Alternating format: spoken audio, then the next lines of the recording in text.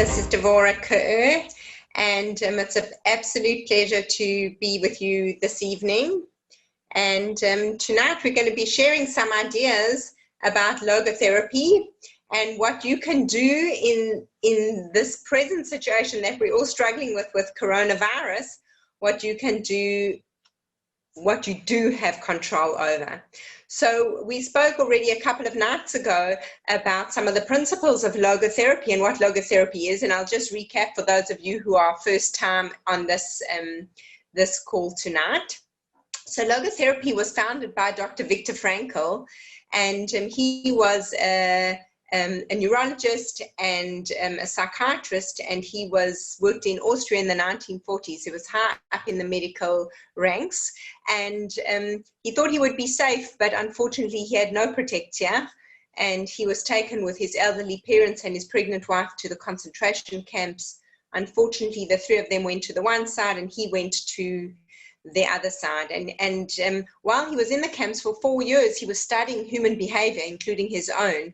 And then he wrote his magnificent work called Man's Search for Meaning. And after the Shoah, he developed logotherapy. Logos means meaning, and therapy is therapy. How do we find meaning in the struggles and difficulties that we are going through? And in my first talk, which is uploaded on YouTube, you'll be able to find it either on the site with Jordan's site, the Thrive site, or on my YouTube channel, Devorah Kur. So just to recap, the three principles of logotherapy are like this.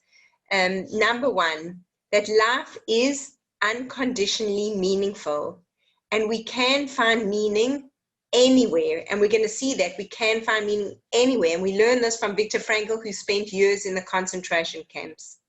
Number two, we have the freedom to make meaningful choices. Even if everything is taken away from us, we can still make meaningful choices. And number three, our strongest motivation is for our lives to have meaning and purpose. And if we are connected to these three ideas, then we will be able to find meaning no matter what we are going through.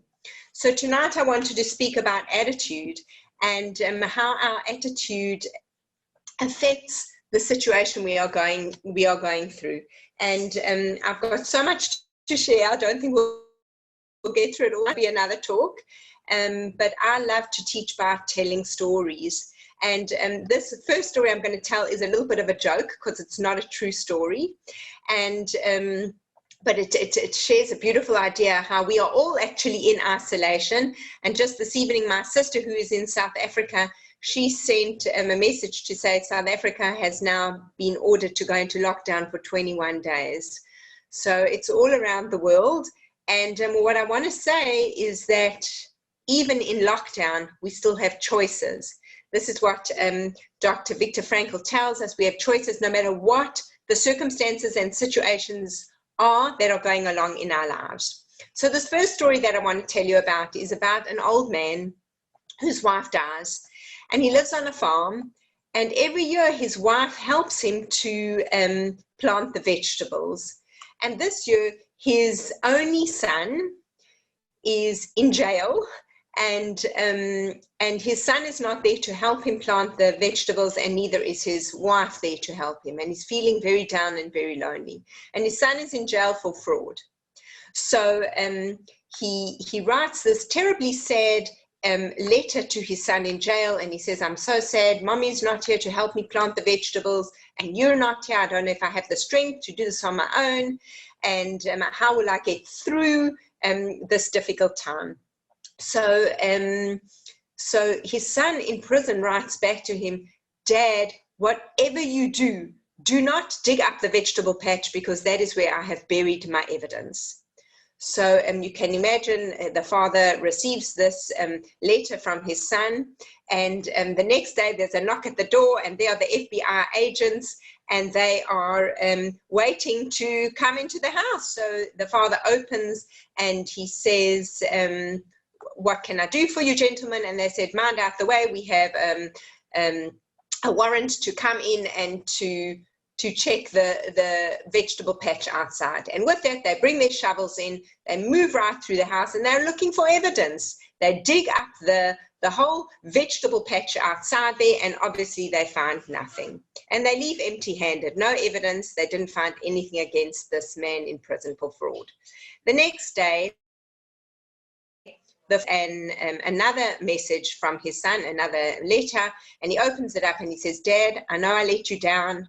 I really, really disappointed you by being in jail in the first place, and my actions were despicable in what I've done. There was no evidence buried in the vegetable patch, but it was the only way I knew of how to get them dug up and ready for you. Go ahead and plant your vegetables." So I love the story, because even when we don't have a way to be there ourselves, we can still make a plan. And this is such a pertinent story for coronavirus and all of us in Bidud, all of us in our homes. We need to make a plan, an attitude that we can wake up each day. The coronavirus might be keeping us at home, but that's not keeping my heart closed. That's not keeping my actions closed. I can still show up, and I can choose my attitude with which I am going to show up. So here is another little question I want to ask you, okay? So I've got here this mug of boiling water. I love to drink boiling water. And I'm wondering, and you're welcome to write in the chat there, how heavy you think this cup is, right? How heavy do you think this cup is, right? I'm not seeing any chats coming up. But the truth of the matter is, it's not about how heavy this cup is. It's about how long I hold it. So if I hold this cup for a minute now, there's no issue. The cup is really not heavy. But if I hold the cup for half an hour, the cup is really going to start getting heavy for me. It may even start to cramp my muscles. It may even start to hurt my arm. It may even get too heavy for me to hold. And if I hold it for an hour, if I'm even able to do that, the weight of this cup will be just way too heavy for me to hold. So this idea and this analogy comes to teach us about burden in life, about stress, how we manage our stress and how we cope with it. In little bite sizes, 1 minute at a time, we can carry them. We can manage them. But half an hour, and if we keep holding and keep doing and don't do something to replenish ourselves, we are going to be hit with a whole load of too much stress and too much anxiety. And so this beautiful idea about how heavy is the cup, the real answer is it depends how long you hold it for. So all of us here are trying to manage so much: business, spiritual, health, healing, being at home, being with family, not being in places where we need to be. I had a huge disappointment. I had to miss my beautiful nephew's wedding in South Africa. Who would have believed in 2020 this could have happened? So it is how we are managing these different areas in our lives. And the truth is, it all comes down to our attitude. What will be the attitude that we show up to when these difficulties arise? And in part one, we said beautiful in Hebrew, the word lama, right, means why. Logotherapy teaches us that we don't ask the word why. Why is this happening to me? We're going to get no answers. Instead, we ask the word lama. For what purpose has this come into my life right now? And when we start to ask the question, for what purpose, then we start to get different kinds of answers. When we know and we can start looking for meaning, then we can turn our struggles, our difficulties, and our challenges not from being stumbling blocks, but being stepping stones. And even this morning, I tried to give a talk, and I was met with technology difficulties with managing my own Zoom, and it was very, very struggling and challenging for me. And I chose to see it as a stepping stone. It's an opportunity for me to learn some new technical abilities, to be able to still continue serving people around me. So this is the attitude with which we want to go into the challenges of what is going on for us right now. So another story that I'd love to share with you is, if any of you have heard of imagotherapy, Hedy Schleifer, I've forgotten, just flown out of my head, her husband's name, Hedy Schleifer and her husband, they came up with imagotherapy, and imagotherapy is really a kind of therapy, it's very beautiful, about how we cross into somebody else's world, and how we don't just think about my perspective, what's going on for me, but we're able to actively listen in a very deep and meaningful way to what other people's experiences are. So I heard her speaking once, and she told this magnificent story that I want to share with you, and this is all about attitude. She speaks about her mother, right? And her mother and her father were quite newly married, and they were in I don't remember if it was Germany or Poland or exactly where they were at the time of the Shoah. And just as things were getting quite hectic and quite tense, the two of them as newlyweds managed to get fake passports, and they were leaving the borders to go up to Switzerland. And they were newly married, and her mom was pregnant with her at the time, very early in the pregnancy, and it was a big secret that they were leaving to go. They didn't tell any of their family members. They took one little suitcase each, and they got on the train. And she's sitting there with her husband, and all of a sudden she has this terrible realization that she has left her passport on the dining room table, and there's no going back. And what is she going to do now? So she tells her husband, we're going to get separated. It's stupid for both of us to be caught. You go to safety, and I will try and make a plan to get to you. And with that, they made a few different meeting options where they could meet up over the next couple of days, should she be able to escape or run away or come up with a different plan. And she sat there and she realized that she had two options in that moment. And she realized that pain is inevitable, but suffering is optional, right? We all have pain. We all have challenge. We all have difficulty. But are we going to suffer because of these things? And as she sat there on this, in this train cabin, thinking about her situation, which was dire and desperate, she wasn't going to be separated from her husband. Here she is pregnant. What will become of her? She chose not to go into the suffering. Instead, she saw exactly in her mind's eye where she had left that passport. And she blessed the passport. Whoever should find that passport should be able to use that passport for good. She knew that whenever she would arrive at the border, she would have to face her consequences. But in the meantime, she was not going to spend time in her mind in that place of what if, what will be, right? My teacher, Dr. Jerry Epstein, he talks about future talk. It doesn't help to go to future talk. Right now is where we need to put our energy in the present, right? So in the meantime, behind the scenes, her sister, her younger sister, unmarried younger sister, arrives at her apartment, finds the door is open. This is most unlike her sister. She opens the door and she sees that they have left the house. And also she sees on the dining room table a passport. And she's so grateful that her sister was able to get a passport for her. And with that, she takes the passport and she goes to safety. In the meantime, they arrive at the border and her and her husband are separated. And because she was a very beautiful woman, she was taken to the Nazi official, the SS guard on that day, who was very high up. And he said to her, you just stick with me, beautiful, just stick with me. And he said to her, you know, I don't have to send you in there. How would you like to be my girlfriend? And she said, no problem. She said, but an officer like you deserves to be with someone who is dressed well, at least had her hair done. Look what I look like. I'm in rags here and I don't look very presentable. Surely someone like you deserves, you know, to be with someone who's much more presentable. Why don't you send me with your guards to the hairdresser? So he said, excellent idea. And he sent her off with the two guards, and very close by there was a hairdresser. And they went to the hairdresser and the guards stood outside smoking their cigarettes. And she went inside and she saw that the hairdresser had kind and compassionate eyes. And she looked at him and she just took a big chance, right? She wasn't prepared to suffer, from whatever was going to happen, she was trying to find a solution. This is her attitude.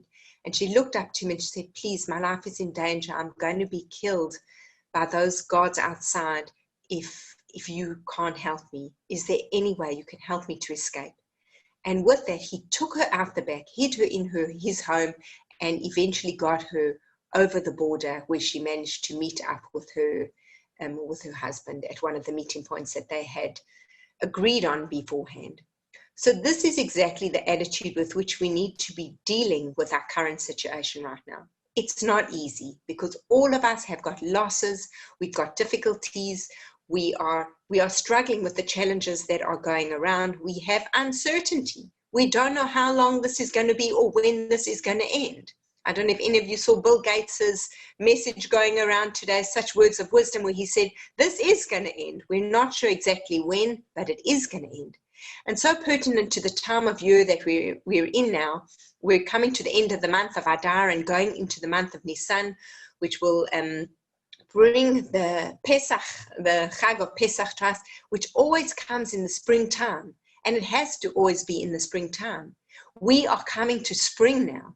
There are buds on the trees and blossoms about to open. Already the almond trees are blossoming. It is an absolute sight. Now that you can't drive out there to see it, you can Google it and see the magnificent images of the almond trees. And so what now is happening is that the long, cold and dark winter, and winter always represents dark times, not only in our personal lives, but in our personal and national history. The Jewish people have been through many dark times and many difficulties, but they have all ended. And so will this one end as well. But it is up to us to decide the lama versus the lema. The lema, how will we show up in this crisis and this difficulty? What will be the way that we choose? Because we do have choices. And like I said in the last video, I think I mentioned this, Dr. Viktor Frankl said he had no choice what time to be at work, what time to be slaving on stupid railway stations and using his hands for surgery. He was using them to build railway stations, railway tracks. And he said, but one thing that couldn't be taken away from him was the ability to enjoy a sunset that came at the end of every single day. So this is an attitude. This is something that we can choose for ourselves. How are we going to show up to coronavirus, right? It can't take us down, and it is going to end. But at the end of the day, and just like Esther, who rose to her greatness, where she stepped into responsibility, each of us have the ability to rise to our own greatness, despite the challenges and the difficulties that we going through right now. And actually how this is represented in the Pesach Seder is that we take the maror, which is significant of the bitter herbs, the bitter times, any kind of darkness or challenge that you want to think of in our history, and we dip it into the charoset. And the charoset is sweet. So why do we do this? This is because we need to learn that no matter how difficult the challenge has been, we can always find a little bit of sweetness. We can always dip it into sweetness. And the sweetness is when we learn what we became or who we became through this difficult and challenge. And even I just want to mention my sister here. She went through her son's wedding yesterday. 11 of us were meant to fly from Israel to be at that wedding. My sister lives alone in Johannesburg in South Africa, and her whole family was meant to fly out there to be with her. And one by one, all of our tickets were cancelled and none of us could be there. And yet she showed up to her wedding, her son's wedding, with the biggest smile on her face and an open heart. They've got their own corona issues taking place there, but she saw a greatness in herself, which she might not have seen before. So this is dipping the maror into the charoset. It's looking for greatness. Rabbi Tat speaks about that. We don't know how great we are until being great is our only option. And this is what we are called to now with this coronavirus. What can we do for other people? Just like that man in the jail. He made a plan. So we can't maybe be with our family, but I heard of one family the other day, a friend of mine, she said they all had dinner time together. They Zoomed in 4 families or five different parts of the family from different places in the world and the country, and they all had dinner together. What can we do to not be isolated? How can we be creative? And what will our attitude be around what is going on today? So one last story I'm going to share with you, and I still see that I have loads more stories to share, so we're definitely going to have a part 3. There's a story told of a woman who's sitting in the airport, a luxury that we used to have quite freely, and who knows when we will be sitting in airports again.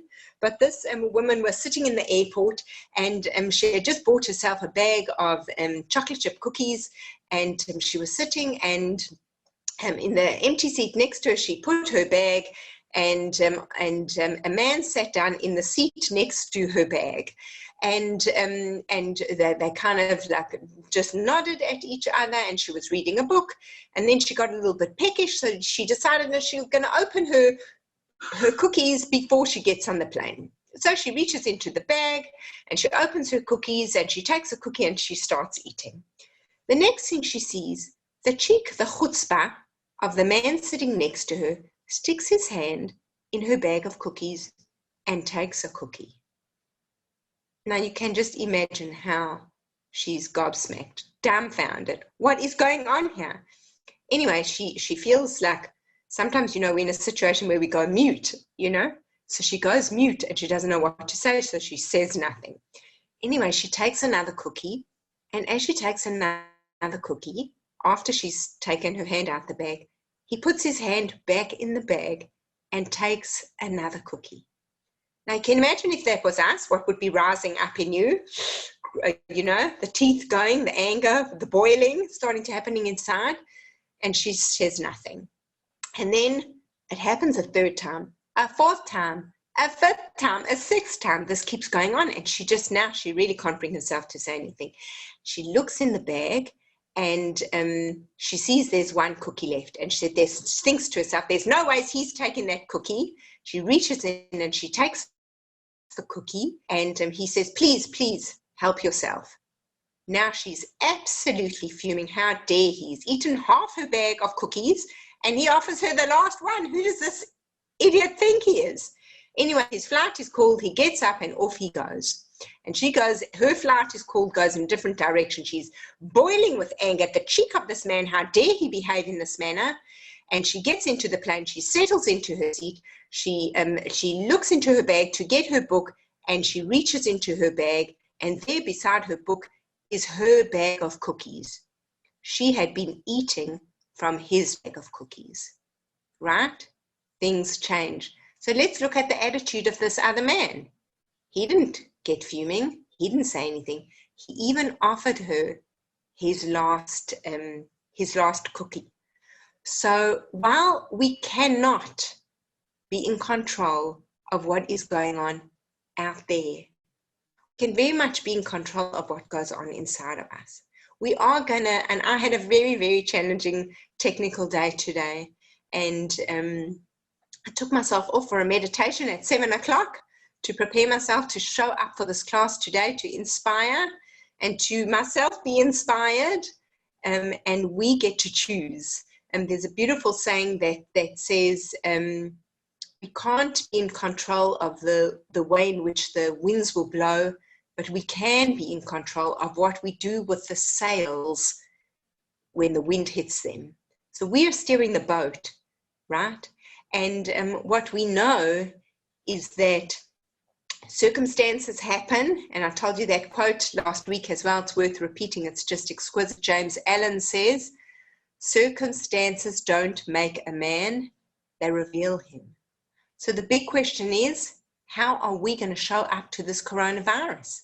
The choice is up to us. It's our attitude that decides.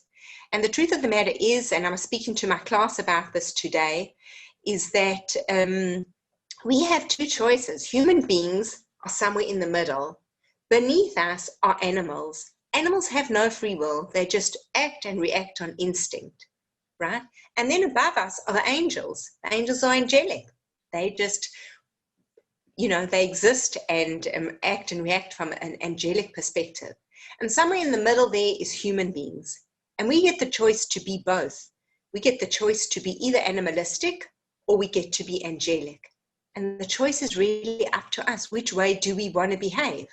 What do we want to do when our circumstances are difficult and challenging? The choice is up to us. We can be instinct, like that woman with the cookies. How dare he? Who does he think he is? Right? Or we can be, that's the animalistic, right? Tit for tat. You take my cookie. Who do you think you are? And wanting to do revenge. Or we can be more spiritual, like the man who gave up half his bag of cookies to this hungry woman sitting next to him. So this is where we do have choices. And before we start with some questions, I just want to read a quote for you from Mark Twain. And he says, "I have known many fears, but most of them never happened." And I think that in our minds and in our brains, we go to this place of future talk, and that's not a good place to hang out. The place to hang out is right in today. And what can we do to show up the best side of us to the challenges and the difficulties that we're all going through? And on that note, I'm going to end tonight's session and just welcome some feedback or some questions. Anyone out there? Just go ahead and unmute yourself if you have any questions.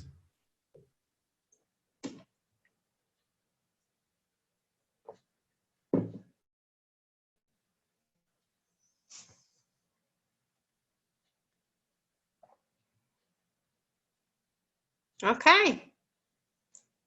Well, I think then that's a wrap. If anyone has any questions or wants to contact me, my website is dkwellness.co.il, and I look forward to hearing from you. And stay strong and know that you're in charge of your attitude.